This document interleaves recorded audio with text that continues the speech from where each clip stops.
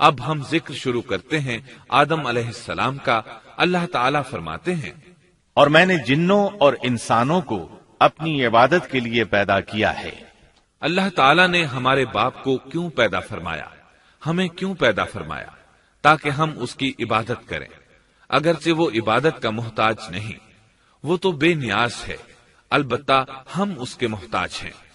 اس کے اسماء بہترین اور حسین ہیں، وہ عالی شان صفات کا مالک ہے۔ اس نے اپنے ناموں کے آثار ظاہر کرنے کے لیے مخلوق کو پیدا فرمایا، رحمت کے آثار، قدرت کے آثار، جبر اور طاقت کے آثار اور حکمت کے آثار ظاہر کرنے کے لیے مخلوقات کو پیدا فرمایا، ورنہ وہ کسی چیز کا محتاج نہیں۔ آدم علیہ السلام کی تخلیق سے پہلے ہی اس بارے میں اللہ تعالیٰ کا فرشتوں سے مکالمہ ہوا۔ اللہ تعالیٰ نے فرمایا، اور جب تیرے رب نے فرشتوں سے کہا میں زمین میں ایک خلیفہ بنانے والا ہوں۔ خلیفہ سے مراد ہے نائب، اور یہ کہ اس کی نسل میں سے ہر ایک دوسرے کا خلیفہ ہوگا۔ جبکہ سیدنا ابو بکر صدیق رضی اللہ عنہ نبی اکرم صلی اللہ علیہ وسلم کے خلیفہ ہوئے، سو اللہ نے ایک خلیفہ بنانے کا ارادہ فرمایا جو زمین میں حکومت کرے اور اس کو آباد کرے۔ چنانچہ اللہ تعالیٰ نے فرمایا، اللہ تعالیٰ نے تمہیں زمین سے پیدا کیا اور اسی نے اس زمین میں تمہیں بسایا ہے۔ اللہ تعالیٰ کا ارادہ ہوا کہ زمین کو آباد کروائے، جبکہ جن اس قابل نہیں تھے، کیونکہ ان میں اس قدر عقل و دانش نہیں تھی کہ زمین کو پر رونق اور سرسبز و شاداب رکھ سکیں۔ علماء جنات کے بارے میں کہتے ہیں ان کا سب سے بڑا عقل مند جن انسانوں کے 10 سالہ بچے کے برابر عقل رکھتا ہے، اس لیے زمین کو آباد کرنے کی صلاحیت اللہ تعالیٰ نے انسان کو بخشی۔ اللہ نے انسان کو بہترین ڈھانچے اور حسین ترین شکل و صورت سے نوازا، پھر اپنی روح اس میں پھونکی۔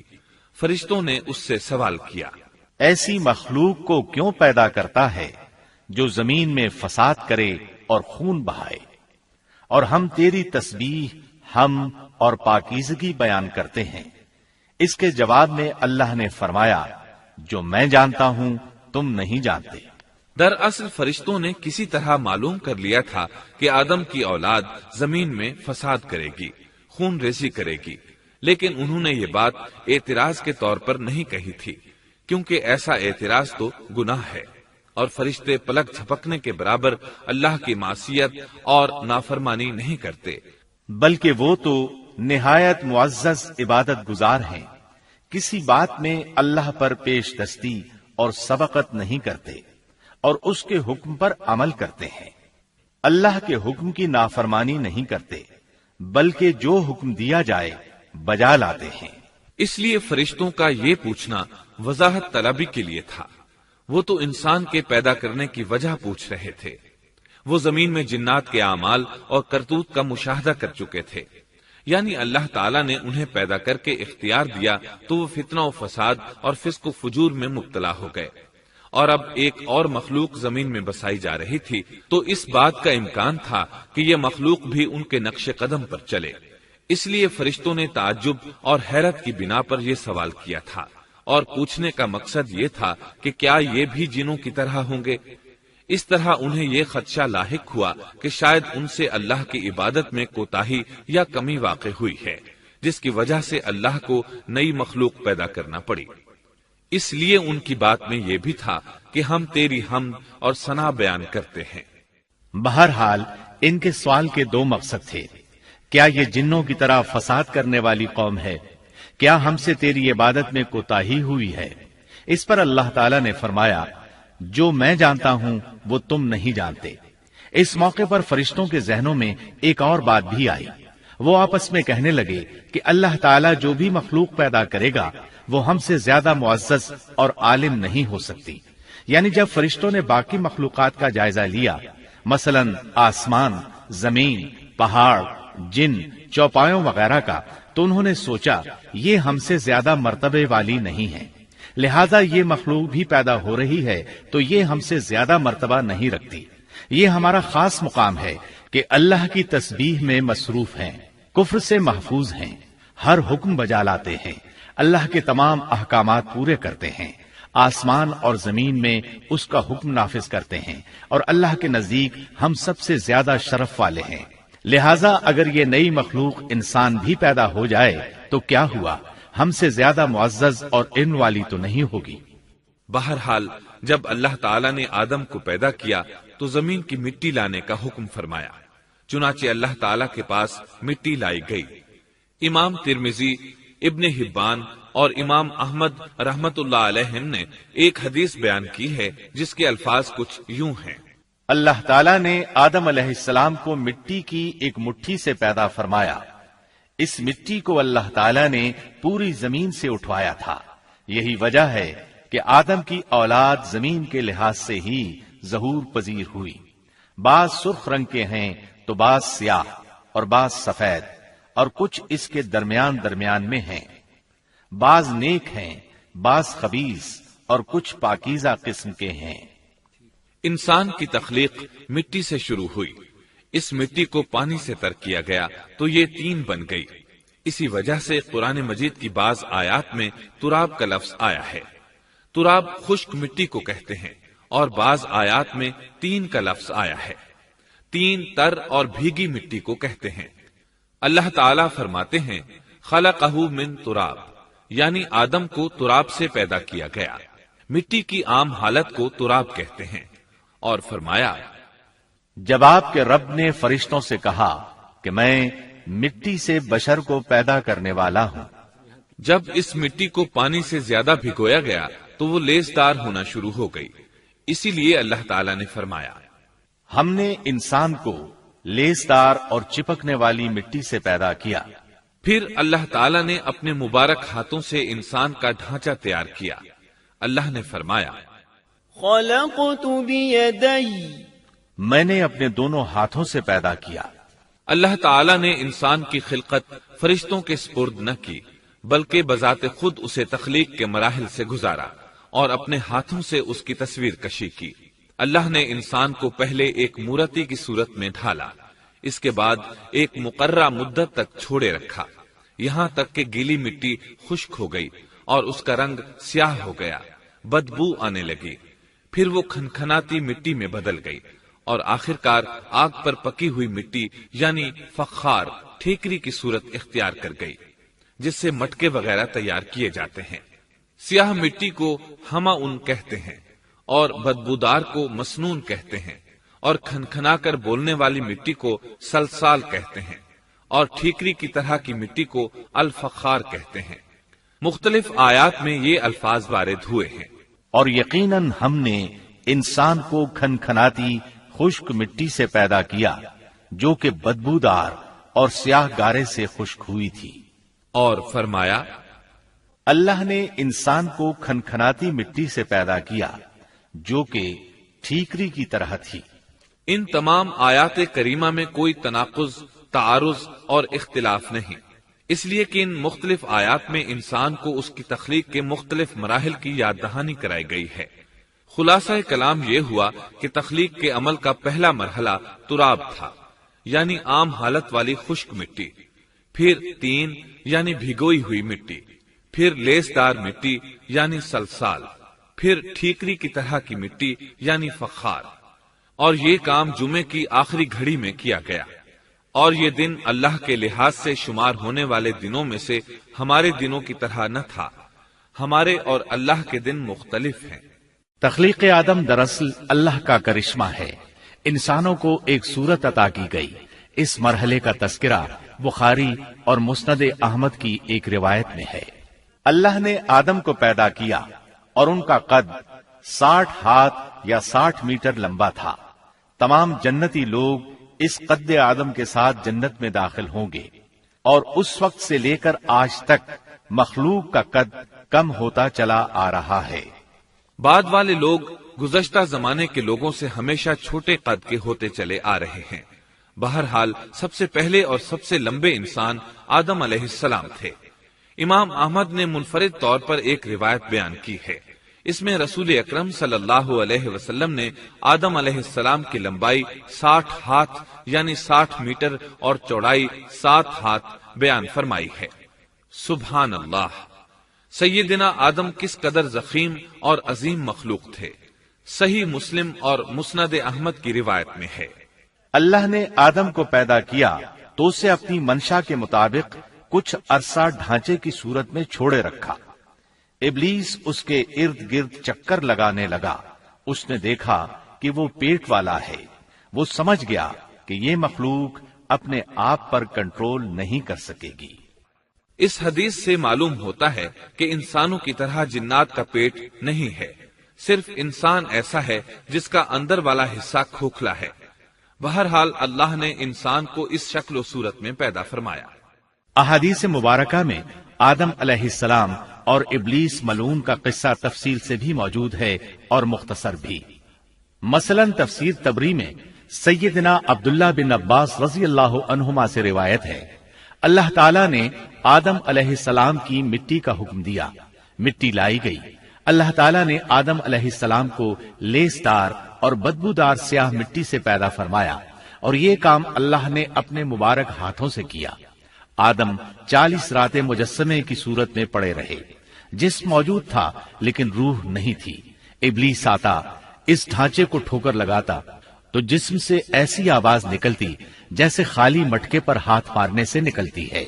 اسی لیے اللہ نے بھی فرمایا ہے کہ وہ کھنکھناتی مٹی سے پیدا کیے گئے۔ آدم علیہ السلام میں روح ڈالنے سے پہلے ایک مرتبہ فرشتوں کا ان کے پاس سے گزر ہوا تو وہ کچھ گھبرا سے گئے۔ ابلیس کو تو بہت زیادہ گھبراہٹ کا سامنا کرنا پڑا۔ وہ گزرتے ہوئے ٹھوکر مارتا اور کہتا، تجھے کسی خاص مقصد کے لیے پیدا کیا گیا ہے۔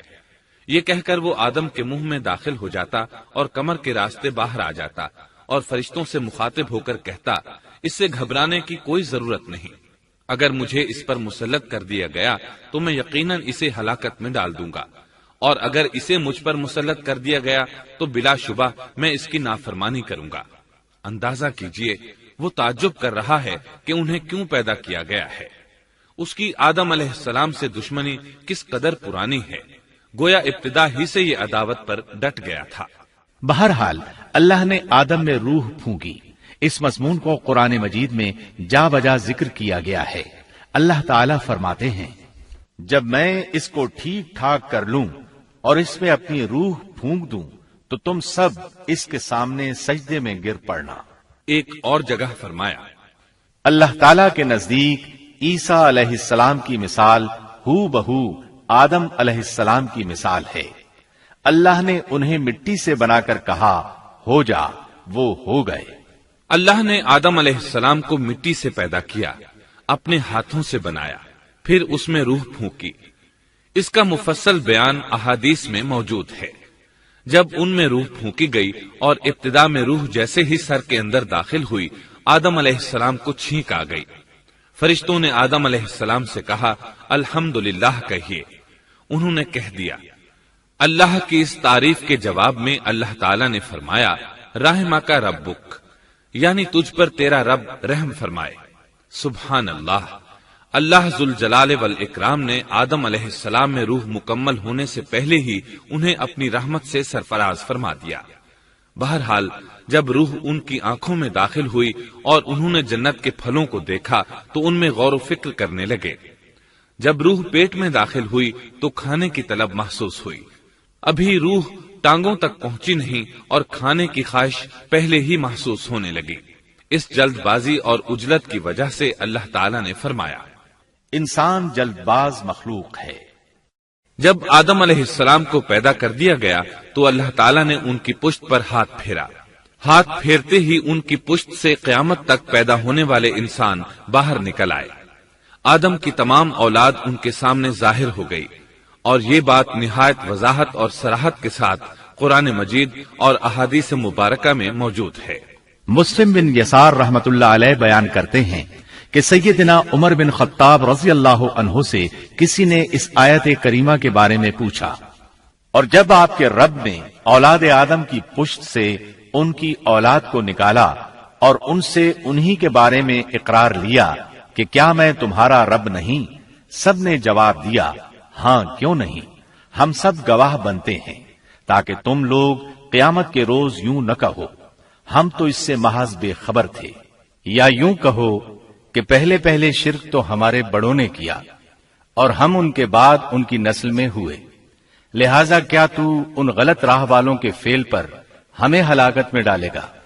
سیدنا عمر رضی اللہ عنہ نے اس شخص کے سوال کے جواب میں فرمایا، میں نے سنا ہے کہ رسول اللہ صلی اللہ علیہ وسلم فرما رہے تھے، اللہ نے آدم علیہ السلام کو پیدا کیا، پھر اپنے دائیں ہاتھ کو اس کی پشت پر پھیرا اور اس سے نسل انسانی کو باہر نکالا اور ان کی طرف اشارہ کر کے فرمایا، میں نے انہیں جنت کے لیے پیدا کیا ہے اور یہ جنت والوں کے اعمال کریں گے۔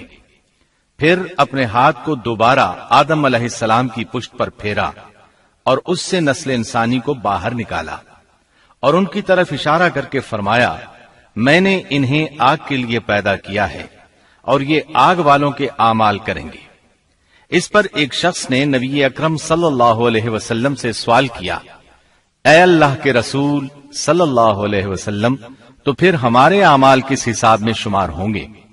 آپ نے جواب میں فرمایا، اللہ تعالیٰ جب کسی بندے کو جنت کے لیے پیدا کرتا ہے تو اس سے جنت والوں کے کام کرواتا ہے، حتیٰ کہ جنت والے اعمال میں سے ہی کسی عمل پر اس کا موت سے سامنا ہوتا ہے، اس وجہ سے اللہ اسے جنت میں داخل کرتا ہے، اور جب اللہ کسی بندے کو آگ کے لیے پیدا کرتا ہے تو اسے آگ والے اعمال پر لگا دیتا ہے، یہاں تک کہ وہ آگ والے اعمال میں سے کسی عمل پر مرتا ہے، اس کی وجہ سے اللہ اسے آگ میں داخل کر دیتا ہے۔ ہر شخص کے لیے اس کام میں آسانی پیدا کر دی جاتی ہے جس کے لیے وہ پیدا کیا گیا ہے۔ لیکن یہ بات ذہن میں ہر وقت موجود رہنی چاہیے کہ اللہ نے انسان کو اختیار دے رکھا ہے کہ وہ اپنی عقل اور فکر کی روشنی میں اللہ کے احکامات پر عمل پیرا ہو کر خود کو جنتی بنا لے، یا عقل کا درست استعمال نہ کرتے ہوئے شیطان کا پٹا گلے میں ڈال لے اور جہنم میں جگہ بنا لے۔ یہ تو اللہ نے انسان کو اختیار دے رکھا ہے، اس کی مرضی کہ جنت والے اعمال کرے یا جہنم والے۔ ہر انسان میں دونوں طرف جانے کی طاقت اور صلاحیت موجود ہے۔ اللہ نے انسان کو مجبور نہیں بنایا، البتہ ہر انسان کو جو بھی رویہ اختیار کرنا تھا اللہ کو اس کا علم تھا، اور اس کا علم برحق ہے، قطعی ہے، اس میں کوئی غلطی نہیں ہو سکتی، اس لیے اس نے اپنے علم کے مطابق تقدیر لکھ دی۔ اب ہم جو کچھ کرتے ہیں تقدیر سے مجبور ہو کر نہیں کرتے، بلکہ اپنے اختیار سے کرتے ہیں، اور چونکہ تقدیر بھی اللہ کے حکم سے لکھی گئی اس لیے اس میں بھی کوئی خطا واقع نہیں ہوتی۔ لہذا تقدیر کا یہ مطلب نہیں کہ انسان تقدیر کی بنا پر ہدایت ماننے یا نہ ماننے پر مجبور ہے، ایسی بات قطعاً نہیں۔ اور درست بات یہ ہے کہ تقدیر کا مسئلہ بہت زیادہ پیچیدہ ہے اور مشکل ترین مسائل میں سے ہے، یہاں اس کی تفصیل کا موقع نہیں۔ جب اللہ نے آدم علیہ السلام کو پیدا کر لیا اور اس میں اپنی روح پھونک دی تو فرشتوں کو حکم دیا کہ آدم کو سجدہ کرے۔ ابلیس ایک بہت نیک اور بزرگ جن تھا، اس نے کبھی اللہ کی نافرمانی نہیں کی تھی، اسی بنا پر وہ بلند مرتبہ پا کر فرشتوں میں شامل ہو چکا تھا، لیکن فرشتوں کی جنس سے قطعاً نہیں تھا۔ اللہ نے اسے اطاعت اور فرمان برداری کا صلہ دیا تھا، اس کی عزت اور اکرام کرتے ہوئے آسمان میں بسایا تھا، لمحہ بھر کے لیے بھی اس نے اللہ کی نافرمانی نہیں کی تھی، اور پھر اللہ نے آدم کو سجدہ کرنے کا حکم دیا، اور اس حکم کے مخاطب فرشتے اور ابلیس تھے۔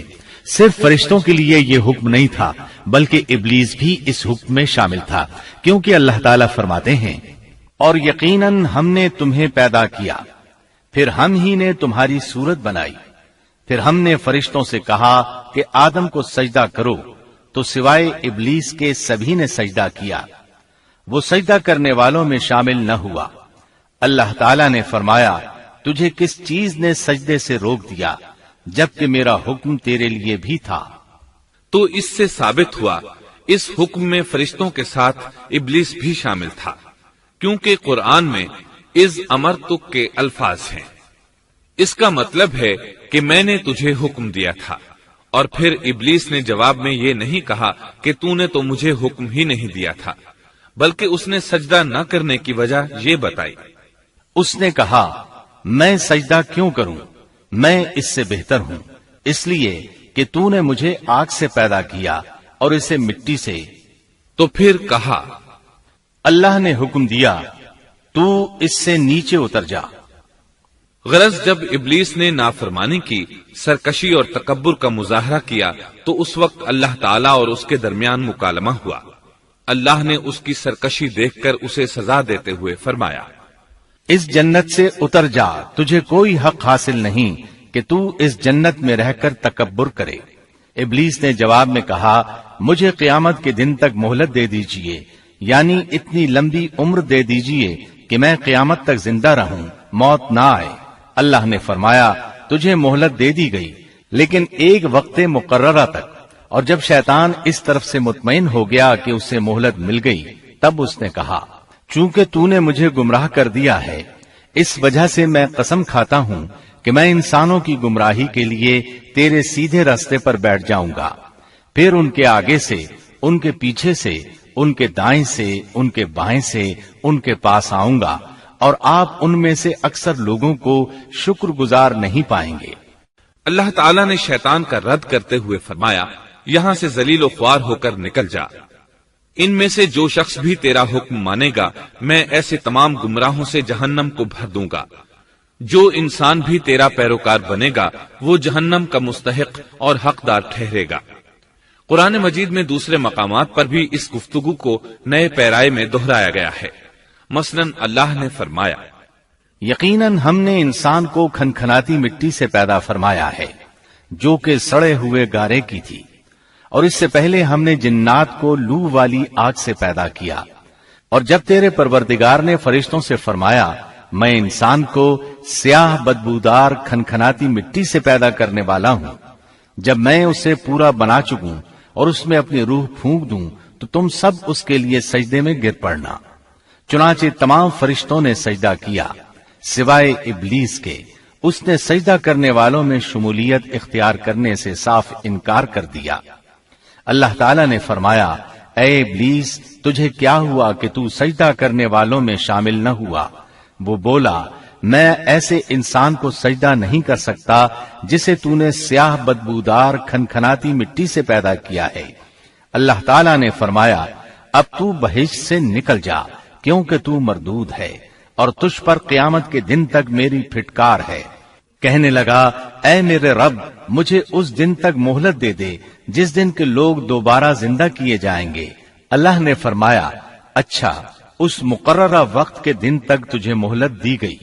کہنے لگا، اے میرے رب، چونکہ تو نے مجھے گمراہ کیا ہے، مجھے بھی قسم ہے کہ میں انسانوں کے لیے زمین میں گناہوں کو خوشنما بناؤں گا اور ان سب کو بہکا دوں گا، سوائے ان کے جو تیرے منتخب اور مخلص بندے ہوں گے، وہ میرے بہکاوے میں نہیں آئیں گے۔ اللہ نے فرمایا، ہاں، یہی مجھ تک پہنچنے کی سیدھی راہ ہے کہ مخلص بن جاؤ، میرے بندوں پر تجھے کوئی غلبہ نہیں ہوگا۔ البتہ جو گمراہ لوگ تیری پیروی کریں گے، یقیناً ان کے وعدے کی جگہ جہنم ہے۔ ایک اور مقام پر اللہ تعالیٰ فرماتے ہیں، جب ہم نے فرشتوں کو حکم دیا کہ آدم کو سجدہ کرو تو ابلیس کے سوا سب نے سجدہ کیا۔ اس نے کہا، کیا میں اسے سجدہ کروں جسے تو نے مٹی سے پیدا کیا ہے؟ اچھا دیکھ لے، اسے تو نے مجھ پر فضیلت دی ہے، اگر مجھے بھی تو نے قیامت تک ڈھیل دی تو میں سوائے چند لوگوں کے اس کی اولاد کو گمراہ کروں گا۔ اس پر اللہ نے فرمایا، جا، ان میں سے جو بھی تیرا فرمانبردار ہو جائے گا تو تم سب کی سزا جہنم ہے، جو پورا پورا بدلہ ہے۔ ان میں سے تو جسے بھی اپنی آواز کے ساتھ بہکا سکتا ہے بہکا لے، اور ان پر اپنے سوار اور پیادے چڑھا لا، یعنی اپنے گھڑ سوار لشکر اور پیدل لشکر کو چڑھا کر لے آ، اور اپنا ہر داؤ، ہر ترکیب اور ہر اسلحہ استعمال کر لے، اور ان کے مالوں اور اولاد میں بھی شرکت کر لے، اور تو انہیں دل بہلانے والے وعدے دے لے، یعنی ان کے برے اعمال بنا سنوار کر انہیں دکھا اور غلط خواہشات دلا، جنت، دوزخ اور دوبارہ زندہ نہ ہونے کے وعدے دے، اور ان سے شیطان کے جتنے بھی وعدے ہوتے ہیں سب کے سب سراسر فریب ہیں۔ یقیناً میرے سچے بندوں پر تیرا کوئی قابو اور غلبہ نہیں ہوگا، تیرا رب کارسازی کرنے والا کافی ہے۔ اسی طرح بہت سی آیات میں پہلی معصیت الہی کا ذکر کیا گیا ہے۔ سب سے پہلا نافرمان ابلیس ملعون تھا۔ وہ خبیث اللہ کے سامنے تکبر اور انات سے بھرپور جواب دیتا رہا۔ اسی وجہ سے اللہ نے اسے کافر کا لقب دیا۔ کافر اسے کہتے ہیں جو نعمت کا انکار کرے۔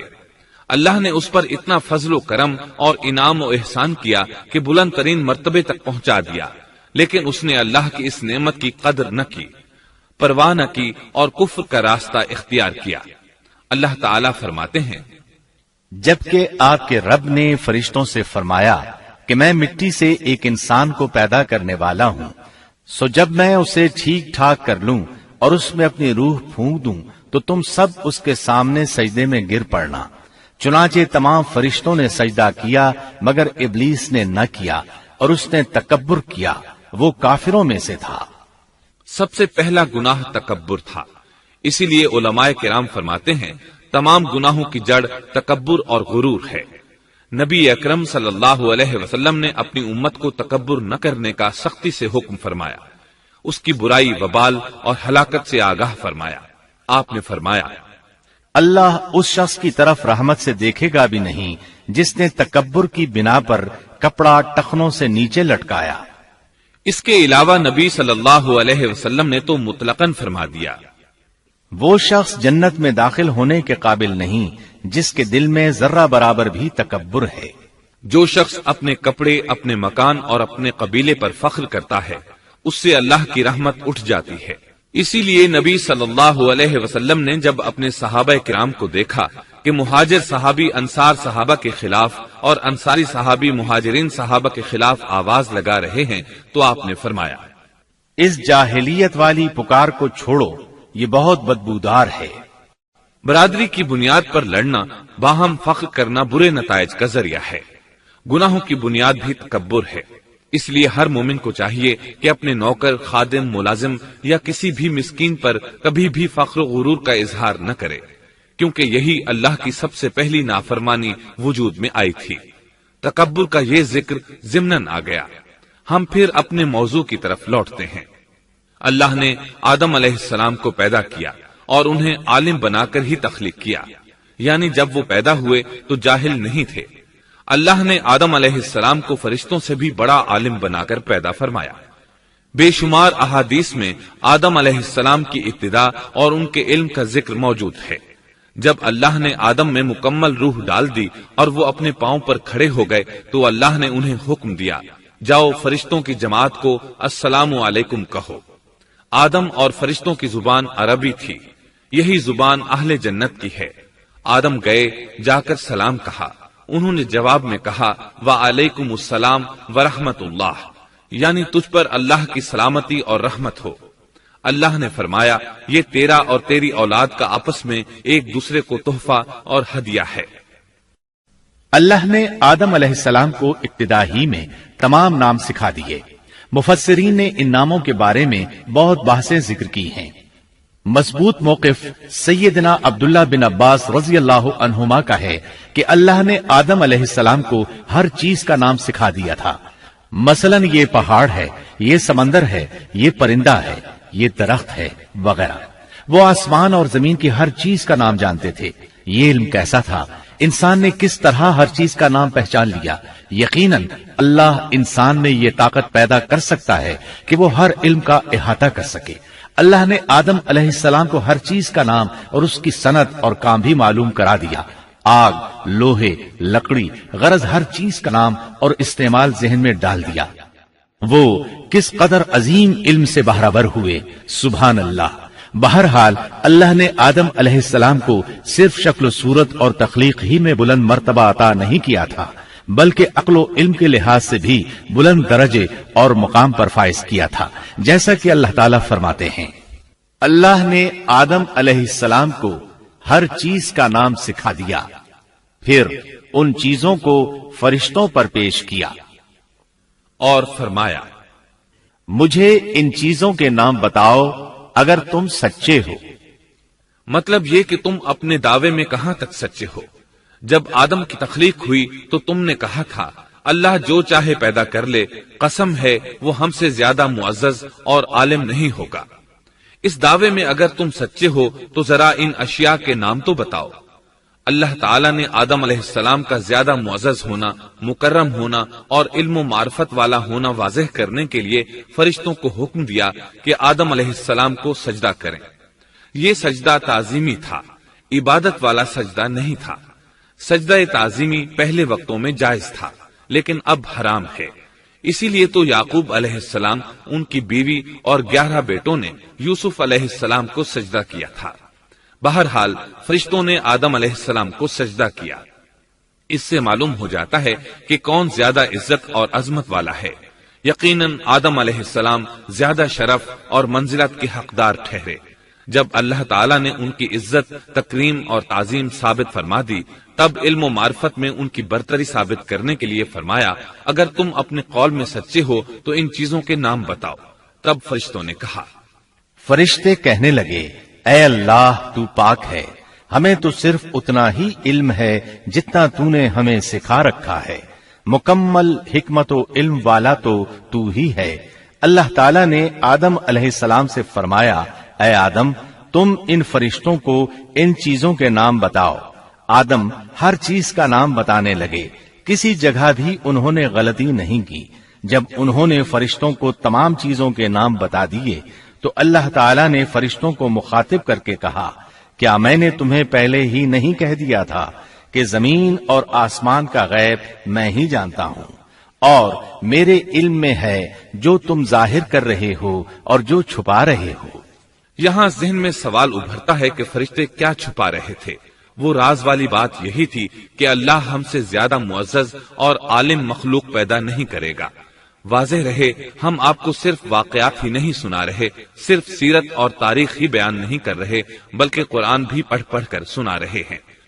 اور قرآن کو اس وقت تک سمجھنا محال ہے جب تک کہ ان واقعات کی تفصیل موجود نہ ہو۔ خیر، اس کے بعد اللہ تعالیٰ نے اما حوا کو پیدا فرمایا۔ انہیں آدم علیہ السلام کے فوراً بعد پیدا نہیں فرمایا، بلکہ آدم علیہ السلام نے کافی عرصہ جنت میں تنہا بسر کیا، اور حدیث میں ہے کہ وہ وحشت محسوس کرتے تھے، تنہائی کو شدت سے محسوس کرنے لگے تھے۔ آخر کار ایک روز جب وہ سو رہے تھے تو اللہ تعالیٰ نے ان کی بائیں پسلی سے اما حوا علیہ السلام کو پیدا فرمایا اور آدم علیہ السلام کا ہم سفر بنا دیا۔ اللہ فرماتے ہیں، اے لوگو اپنے اس پروردگار سے ڈر جاؤ جس نے تم سب کو ایک ہی جان سے پیدا کر ڈالا، اور اس جان یعنی آدم علیہ السلام سے ان کی بیوی کو پیدا کیا۔ آدم علیہ السلام کے وجود ہی سے حوا کا وجود بنایا گیا، وہ کوئی الگ مخلوق نہیں تھی۔ جب آدم علیہ السلام بیدار ہوئے تو انہوں نے اپنے قریب ایک عورت کو بیٹھے دیکھا۔ پوچھنے لگے، تم کون ہو؟ حوا علیہ السلام نے کہا، عورت۔ آدم علیہ السلام نے پھر پوچھا، تجھے کس لیے پیدا کیا گیا ہے؟ وہ بولی، آپ کے لیے، تاکہ آپ مجھ سے سکون اور انس حاصل کریں۔ جب فرشتوں نے آدم علیہ السلام کو ایک عورت سے باتیں کرتے دیکھا تو کہنے لگے، اب ایک اور نئی مخلوق پیدا کی گئی ہے۔ آدم علیہ السلام نے ان مخلوقات کا نام تو بتا دیا تھا جو مشہور و معروف تھیں، ان کا نام پوچھنا چاہیے۔ انہوں نے آدم علیہ السلام سے سوال کیا، انہوں نے فوراً جواب دیا، حوا، اس لیے کہ اللہ نے تو آپ کو ہر چیز کا نام سکھا دیا تھا۔ فرشتوں نے کہا، ان کا نام حوا کیوں رکھا گیا ہے؟ آدم علیہ السلام نے جواب دیا، اس لیے کہ اسے ایک زندہ چیز سے پیدا کیا گیا ہے، حیات کی نسبت سے حوا نام رکھا گیا۔ مسلم شریف میں ہے، سیدنا ابو ہریرہ رضی اللہ عنہ روایت کرتے ہیں کہ رسول اللہ صلی اللہ علیہ وسلم نے فرمایا، جو شخص اللہ اور آخرت کے دن پر ایمان رکھتا ہے، جب وہ کسی معاملے کے لیے حاضر ہو تو بھلائی والی بات کرے یا خاموش رہے، اور عورتوں کے بارے میں بھلائی کی وصیت حاصل کر لو، یعنی ان کے ساتھ اچھا سلوک کرو، کیونکہ عورت پسلی سے پیدا کی گئی ہے، اور پسلی میں زیادہ ٹیڑھا حصہ اوپر والا حصہ ہوتا ہے۔ اگر تم اس کو سیدھا کرنا چاہو گے تو توڑ ڈالو گے، اور اگر اس کو چھوڑ دو گے تو وہ اسی طرح ہمیشہ ٹیڑھی رہے گی۔ عورتوں کے بارے میں بھلائی کی وصیت حاصل کر لو۔ مطلب یہ کہ اسی حالت میں گزر بسر کرو، عورتوں کے بارے میں بھلائی کی وصیت حاصل کر لو۔ اس حدیث کا مطلب یہ ہے کہ عورتوں پر جبر کر کے زبردستی ان کی طبیعت کو بدلا نہیں جا سکتا، اور عورت ذات کو نہایت نرمی اور پیار سے رکھو۔ ان کی طبیعتوں میں ٹیڑھا پن ہے، وہ کبھی جذبات سے مغلوب ہو جاتی ہے اور عقل کھو بیٹھتی ہے۔ اگر کوئی اسے سیدھا کرنا چاہے تو اس سے لا تعلقی، دوری اور طلاق کی نوبت آ جائے گی۔ اگر اسے چھوڑ دو گے تو ٹیڑھا پن برقرار رہے گا۔ مرد کو بہت حوصلے سے اس صورتحال کو سنبھالنا چاہیے۔ احادیث میں سیدنا ابراہیم علیہ السلام کی زوجہ سیدہ سارہ علیہ السلام کا قصہ موجود ہے۔ وہ حوا علیہ السلام کے بعد کائنات کی سب سے زیادہ خوبصورت عورت تھی۔ احادیث سے یہ اشارہ ملتا ہے کہ حوا علیہ السلام ابتدائے انسانیت سے لے کر قیامت تک پیدا ہونے والی تمام عورتوں میں خوبصورت تھیں۔ اب ابلیس لگا اپنے وسوسے شروع کرنے۔ آدم اور حوا علیہ السلام دونوں اللہ کے حکم سے جنت میں تھے کہ شیطان نے انہیں پھسلانے کی کوشش شروع کر دی۔ اللہ تعالیٰ فرماتے ہیں، اور ہم نے کہہ دیا اے آدم تم اور تمہاری بیوی جنت میں رہو اور جہاں سے چاہو با فراغت کھاؤ۔ جنت بھی کیسی؟ اللہ فرماتے ہیں، وہ جنت کہ جس کی چوڑائی ہی آسمانوں اور زمین کے برابر ہے۔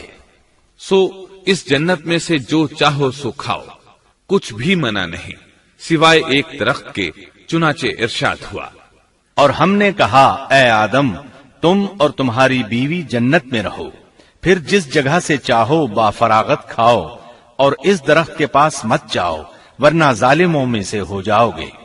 ایک اور جگہ فرمایا، اور جب ہم نے فرشتوں سے کہا کہ آدم کو سجدہ کرو تو ابلیس کے سوا سب نے سجدہ کیا۔ ابلیس نے انکار کیا تو ہم نے کہا اے آدم یہ تیرا اور تیری بیوی کا دشمن ہے، خیال رکھنا ایسا نہ ہو کہ وہ تم دونوں کو جنت سے نکلوا دے اور تو مصیبت میں پڑ جائے۔ یہاں تو تجھے آرام ہے، نہ تو بھوکا ہے اور نہ ننگا، اور نہ تو یہاں پیاسا ہوتا ہے، نہ دھوپ سے تکلیف اٹھاتا ہے۔ گویا اللہ نے سیدنا آدم علیہ السلام کو وسوسے سے پہلے ہی خبردار کر دیا تھا۔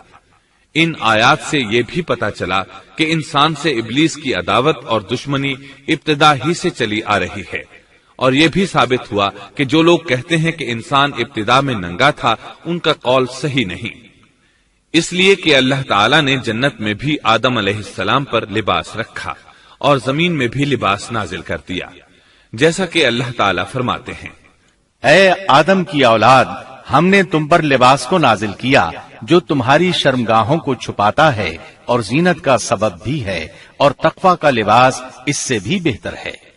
لہذا آدم ابتدا میں ننگے نہیں تھے، انہیں تو ننگے پن کا علم ہی نہیں تھا، نہ ہی ان کی بیوی کو برہنہ ہونے کا علم تھا۔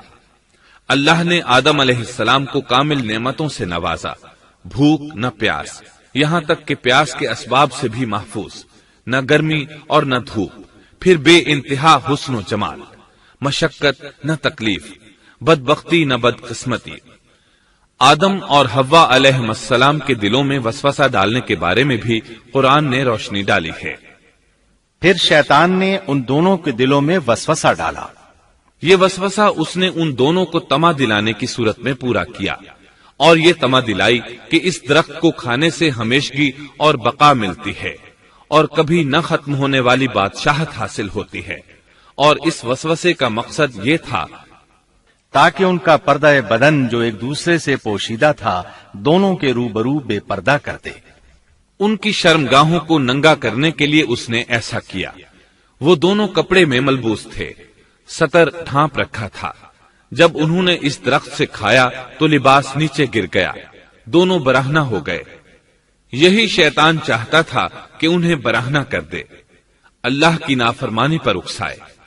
ارشاد ہوتا ہے، شیطان نے انہیں وسوسہ ڈالا، کہنے لگا اے آدم کیا میں تجھے دائمی زندگی کا درخت اور وہ بادشاہت نہ بتلا دوں جو کبھی پرانی نہ ہو؟ جب تم اس درخت سے کھاؤ گے تو ہمیشہ زندہ رہنے والے بن جاؤ گے اور زبردست بادشاہت حاصل کر لو گے۔ اس نے یہ تمنا بھی دلائی۔ تمہارے رب نے تم دونوں کو اس درخت سے اس لیے منع کیا ہے کہ تم دونوں فرشتے نہ بن جاؤ یا ہمیشہ زندہ رہنے والے نہ بن جاؤ۔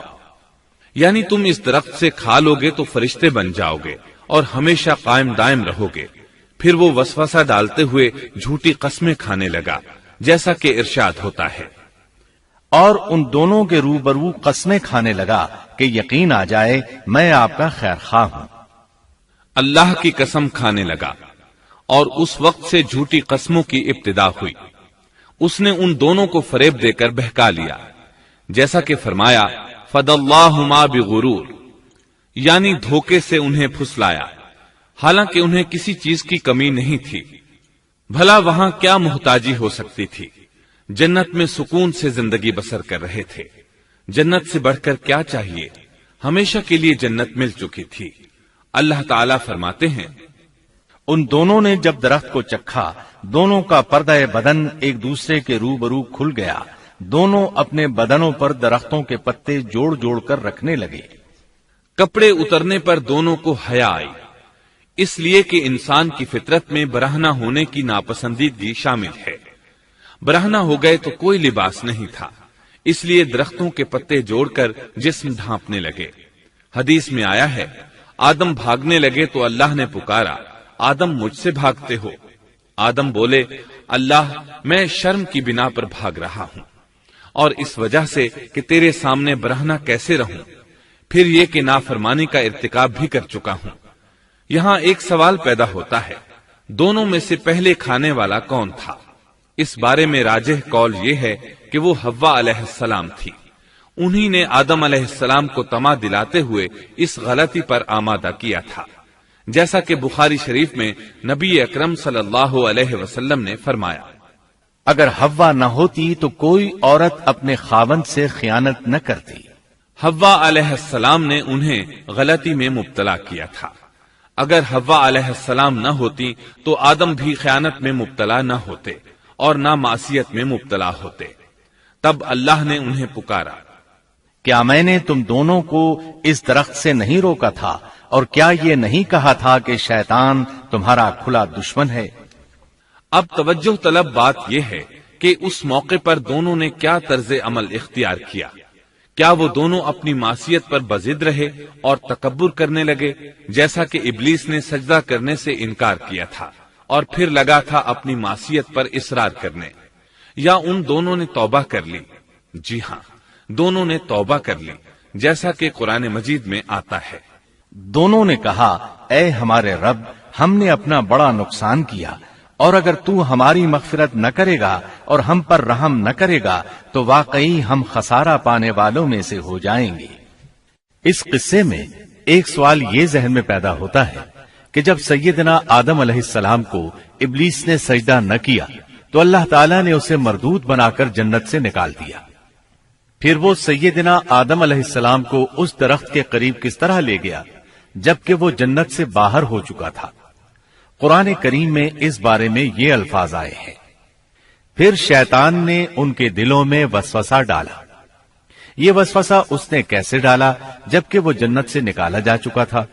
مفسرین نے اس کے جواب میں لکھا ہے کہ اس نے جنت سے باہر رہ کر یہ وسوسہ ڈالا تھا، جیسے آج کل تار اور بغیر تار کے آواز کو دور دراز علاقوں تک پہنچایا جا سکتا ہے، ایسے ہی شیطان نے اپنی طاقت سے یہ وسوسہ ان کے دلوں تک پہنچایا۔ لگے ہاتھوں ابلیس کی حقیقت بھی سن لیں۔ ابلیس کے لفظی معنی انتہائی مایوس کے ہیں۔ یہ راندہ درگاہ ہونے کے بعد ہمیشہ ہمیشہ کے لیے اللہ کی رحمت سے مایوس ہو گیا تھا، اس لیے اسے یہ لقب ملا، ورنہ روایات کی روح سے اس کا اصل نام عزازیل تھا۔ پہلے یہ جنات میں سے تھا، اپنے رب تعالی کی اطاعت سے نکل کر ابلیس ہوا۔ اس کا علم ناقص تھا، مزاج ناپاک تھا، وہ غرور اور تکبر میں مبتلا ہو گیا تھا۔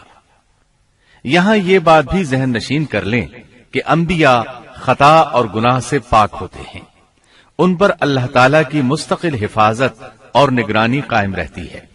اگرچہ انبیاء بھی انسان ہوتے ہیں اور تمام انسانی تقاضے انہیں لاحق ہوتے ہیں، لیکن ان کے عمل اور ارادے میں کسی قسم کی بدی اور شر کا عمل دخل قطعاً نہیں ہوتا۔ ان کا ہر قول اور عمل بلکہ ہر حرکت اور سکون کی حالت بھی انسانیت کے لیے بہترین نمونہ ہوتے ہیں۔ البتہ بشر ہونے کی وجہ سے بھول کا امکان ہوتا ہے، تاہم بھول ہو جانے کی صورت میں انہیں فوراً ہی خبردار کر دیا جاتا ہے۔ بھول ہو جانا بشری طبیعت کا خاصہ ہے۔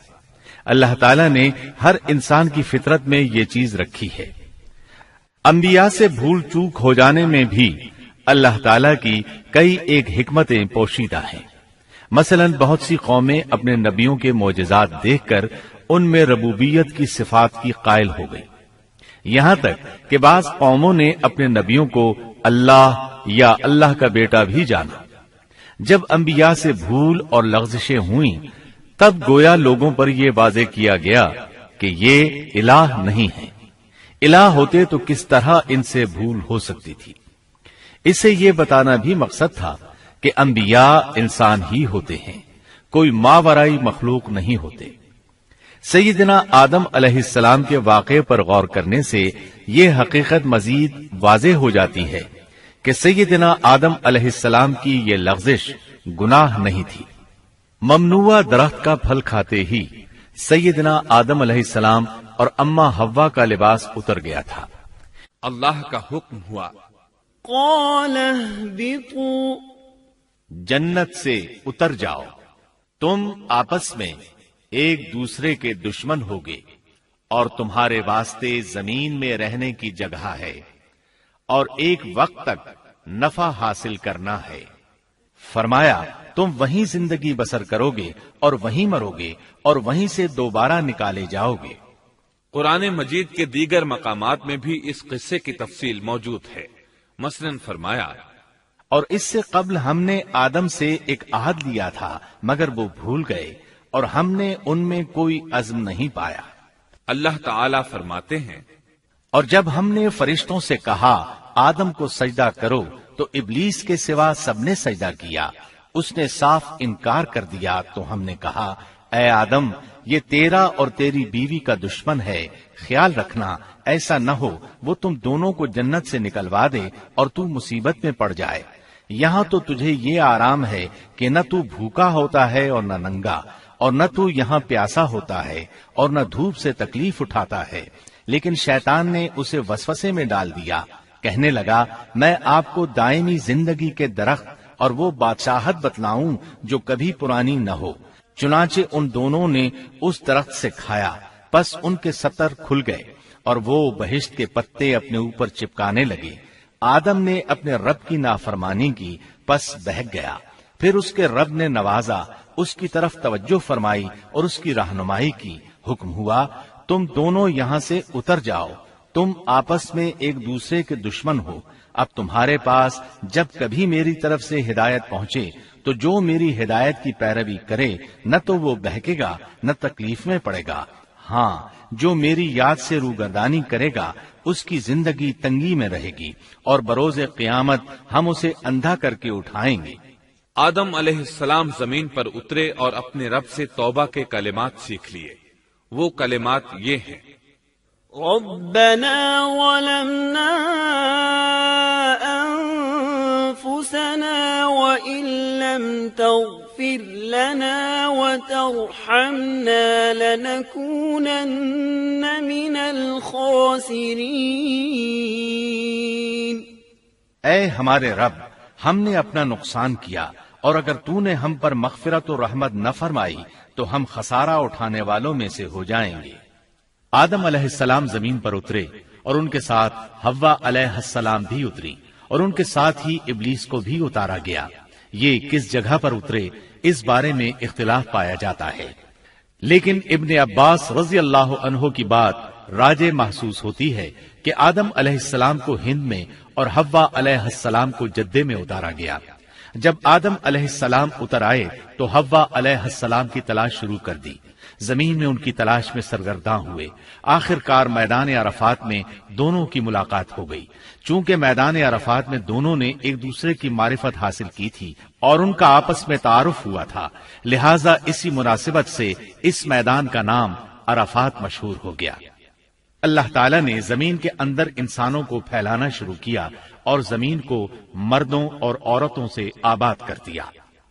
امام طبری رحمت اللہ علیہ بیان کرتے ہیں کہ حوا علیہ السلام نے آدم علیہ السلام کے لیے 20 ولادتوں میں 40 بچوں کو جنم دیا۔ ہر بار 2 بچوں کو جنم دیتی تھی، ایک لڑکا ہوتا ایک لڑکی۔ سب سے پہلا جوڑا قابیل اور اس کی بہن قمیم کا تھا۔ پھر انسانوں کی افزائش شروع ہوئی، آبادی میں اضافہ ہونے لگا۔ اللہ نے آدم علیہ السلام ہی کو ان کا نبی متعین کر دیا، وہ انہیں دین سکھاتے رہے۔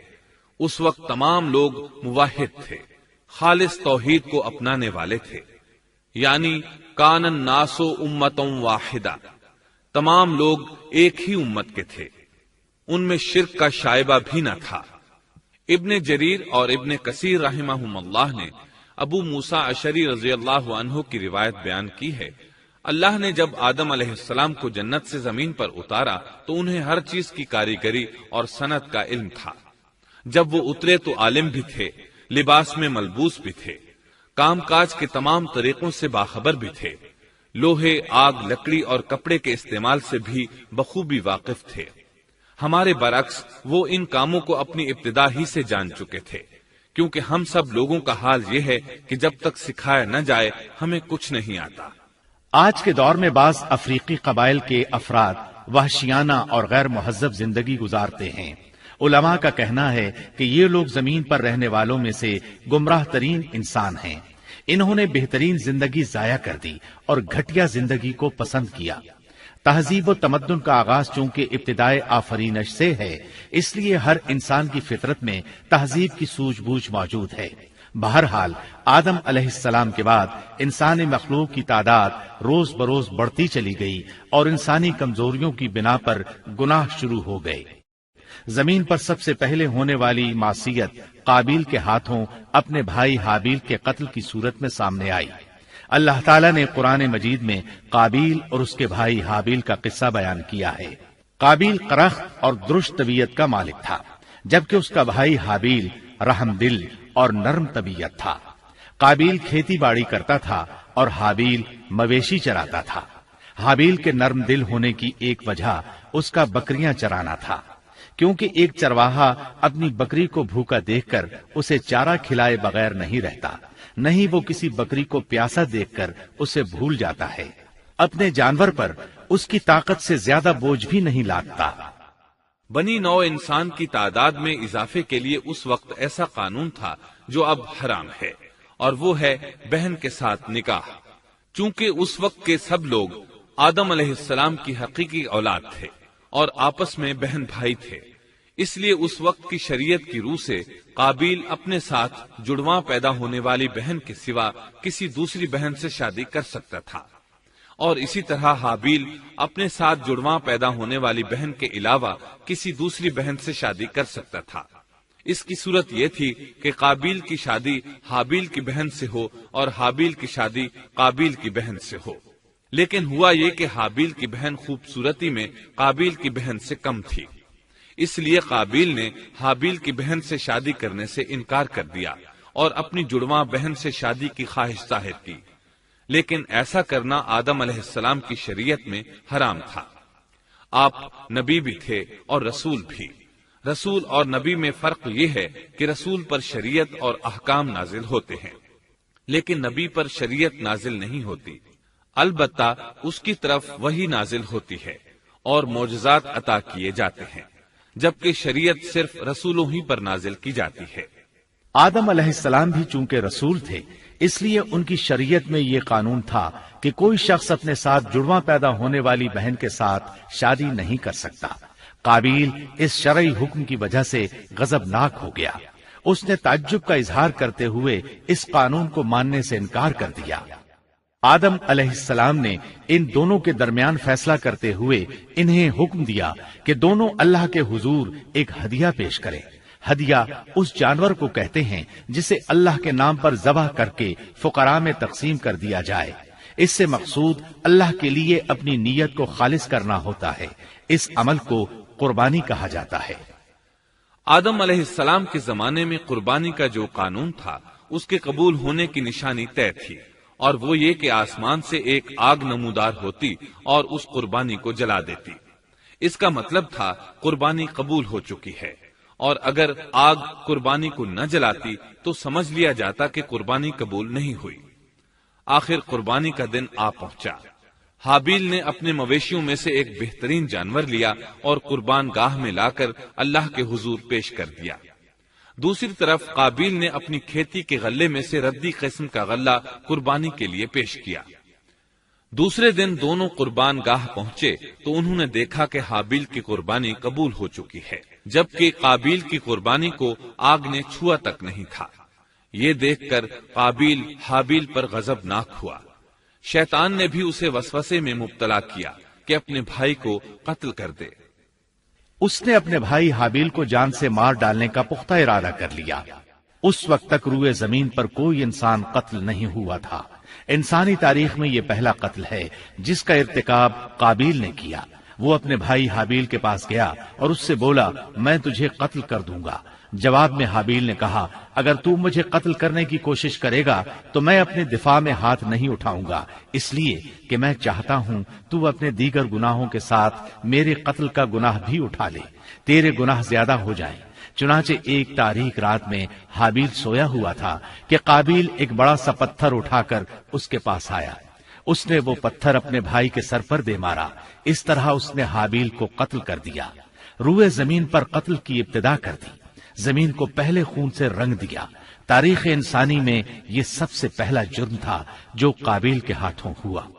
قتل تو وہ کر بیٹھا، اب حیران اور پریشان ہوا کہ اس کی لاش کا کیا کرے۔ اس وقت تک نسل انسانی موت سے بھی دوچار نہیں ہوئی تھی۔ آدم علیہ السلام کی اولاد میں سے اس وقت تک کوئی فوت نہیں ہوا تھا، اس لیے قابیل کو معلوم نہیں تھا کہ مردے کے ساتھ کیا کیا جائے۔ اسی کشمکش کے عالم میں اس نے بھائی کی لاش کو کمر پر اٹھا لیا اور چل پڑا۔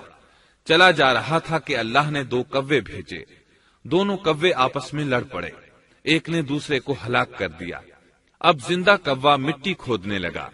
اس طرح اس نے ایک گڑھا تیار کر لیا، مردہ کوے کو اس میں رکھا اور اوپر مٹی ڈال دی۔ اس طرح قابیل کو دفن کا طریقہ معلوم ہوا۔ اس نے بھی گڑھا کھودا اور حابیل کی لاش کو اس میں دبا دیا۔ وہ اپنے کیے پر نادم ضرور تھا، لیکن اس نے اللہ سے معافی نہ مانگی، جبکہ انسان کے لیے ضروری ہے کہ اس سے کوئی گناہ ہو جائے تو اللہ سے معافی مانگے۔ قابیل اور حابیل کے درمیان جو مکالمہ ہوا، اللہ تعالیٰ نے اس کا ذکر سورہ مائدہ آیت 27 تا 29 میں کیا ہے۔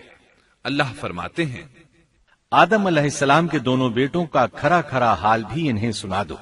ان دونوں نے ایک نذرانہ پیش کیا، ان میں سے ایک کی نذر تو قبول ہو گئی اور دوسرے کی قبول نہ ہوئی تو وہ کہنے لگا، میں تجھے مار ہی ڈالوں گا۔ اس نے کہا، اللہ تقوی والوں ہی کا عمل قبول کرتا ہے، گو تو میرے قتل کے لیے دسترازی کرے، لیکن میں تیرے قتل کے لیے ہرگز اپنا ہاتھ نہیں بڑھاؤں گا۔ میں تو اللہ تعالی پروردگار عالم سے خوف کھاتا ہوں۔ میں تو چاہتا ہوں کہ تو میرا گناہ اور اپنا گناہ اپنے سر پر رکھ لے اور دوزخیوں میں شامل ہو جائے۔ ظالموں کا یہی بدلہ ہے۔ اس کا مطلب یہ تھا کہ تیرے اور گناہوں کے ساتھ میرے قتل کا گناہ بھی تیرے ذمہ لگے اور تو ظالموں میں سے ہو جائے۔ حابیل کے قتل کے بعد قابیل پر جو گزری اس کا ذکر اللہ نے سورہ مائدہ آیت 30 اور 31 میں کیا ہے۔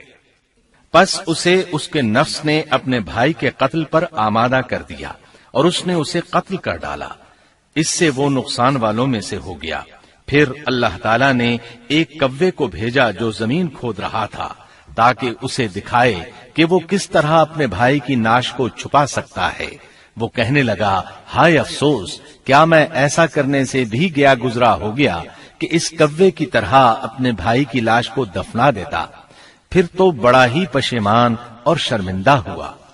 امام احمد، ترمذی اور ابو داود نے سیدنا سعد بن ابی وقاص رضی اللہ عنہ سے روایت کی ہے کہ انہوں نے سیدنا عثمان رضی اللہ عنہ کی شہادت کے فتنے کے وقت فرمایا، میں گواہی دیتا ہوں کہ رسول اکرم صلی اللہ علیہ وسلم نے فرمایا تھا، ایک بہت بڑا فتنہ رونما ہوگا، اس میں بیٹھنے والا کھڑے ہونے والے سے بہتر ہوگا اور کھڑا ہونے والا چلنے والے سے بہتر ہوگا اور چلنے والا دوڑنے والے سے بہتر ہوگا۔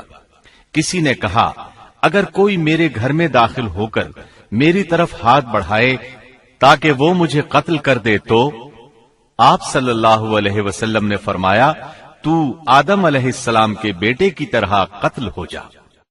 یعنی اس فتنے میں قتل ہو جانا۔ حابیل کی سنت پر عمل کرتے ہوئے خود ہاتھ نہ اٹھانا، قاتل کہلانے کی بجائے مقتول ہونے کو پسند کرنا۔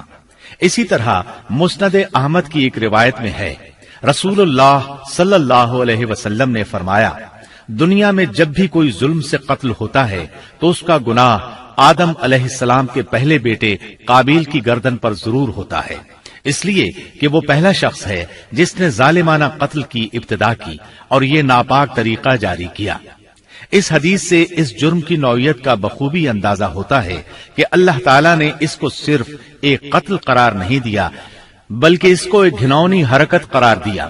قیامت تک آنے والے لوگ جو اس گناہ کے مرتکب ہوں گے ان کا کچھ گناہ قابیل کے حساب میں ڈالا جائے گا۔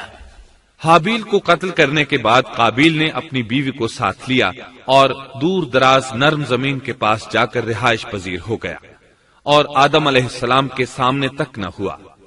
آدم علیہ السلام پہاڑوں کے قریب ایک بستی میں رہ رہے تھے، یہ ان سے بہت دور جا بسا تھا۔ اس طرح قابیل کا آدم علیہ السلام سے رابطہ بالکل ختم ہو گیا اور اس سے ایک نئی نسل کی ابتدا ہوئی۔ فحاشی اور اریانی کو ان کے ہاں عروج حاصل تھا۔ عبادت یہ لوگ اگرچہ اللہ ہی کی کرتے تھے لیکن آدم علیہ السلام کی شریعت کے خلاف بے حیائی کے دل دادا تھے۔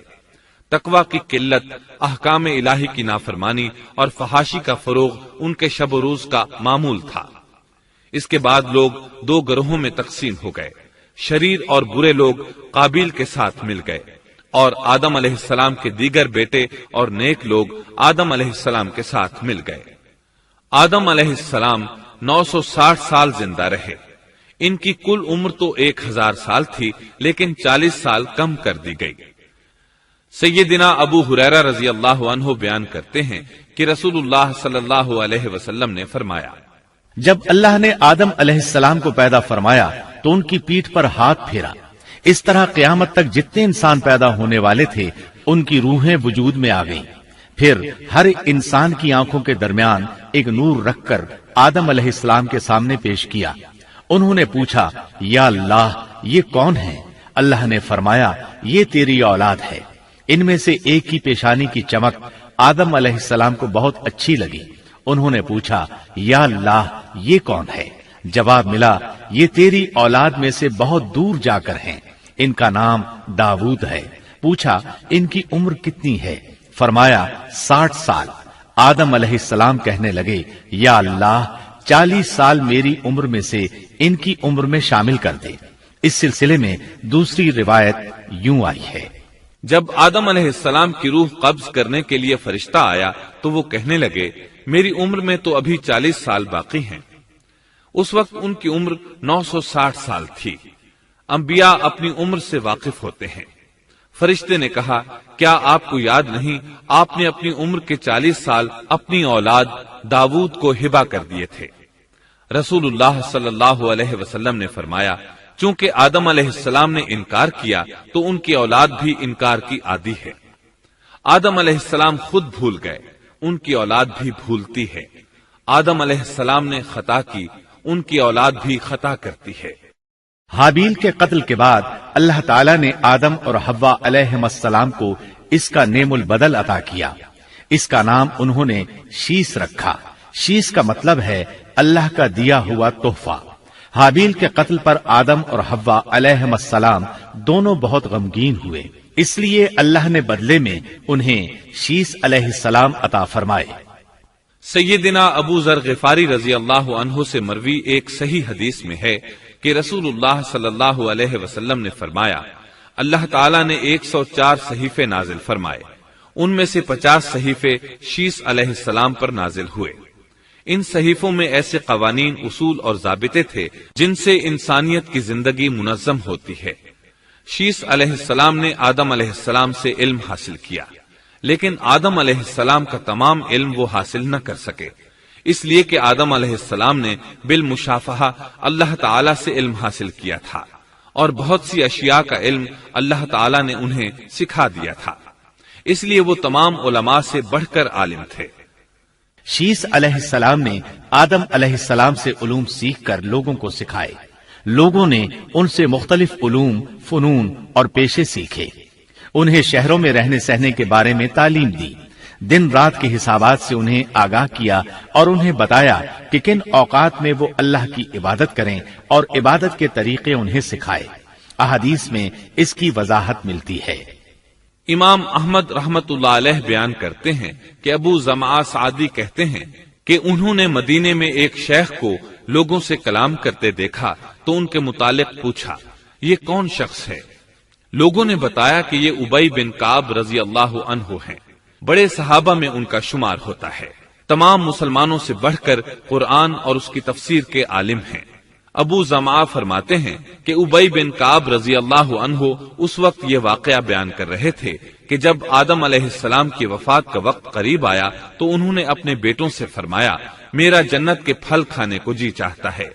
जन्नत के फल दुनियावी फलों जैसे ही होते हैं। सेब, अनार, अंगूर ये सब जन्नत में मौजूद थे। जन्नत के और दुनिया के फलों में फर्क ये है कि दुनियावी फल बदबूदार हो जाते हैं, जबकि जन्नती फल कभी बदबूदार नहीं होते। इसी तरह दुनियावी फलों का जायका आर्जी होता है, जबकि जन्नती फलों का जायका हमेशा बरकरार रहता है। इसलिए आदम अलैहिस्सलाम ने चाहा कि वो जन्नत के फल खाएं। चुनाचे उनके बेटे तलाश में निकल गए। उन्होंने अपने साथ कुल्हाड़े, कुदालें और टोकरियां ले ली। रास्ते में उन्हें फरिश्ते मिले। उनके पास आदम अलैहिस्सलाम का कफन और खुशबू वगैरह थी। उन्होंने पूछा, आदम के बेटो, किस चीज की तलाश में हो? कहां जा रहे हो? उन्होंने जवाब में कहा, हमारे वालिद मरीज हैं, उन्हें जन्नत के फलों की ख्वाहिश है। फरिश्ते उनके सामने इंसानी शक्ल में आए थे। उनकी बात सुनकर बोले, वापस जाओ, तुम्हारे वालिद फौत होने के करीब हैं। अब उनमें इतनी ताकत नहीं रही कि फल खा सकें।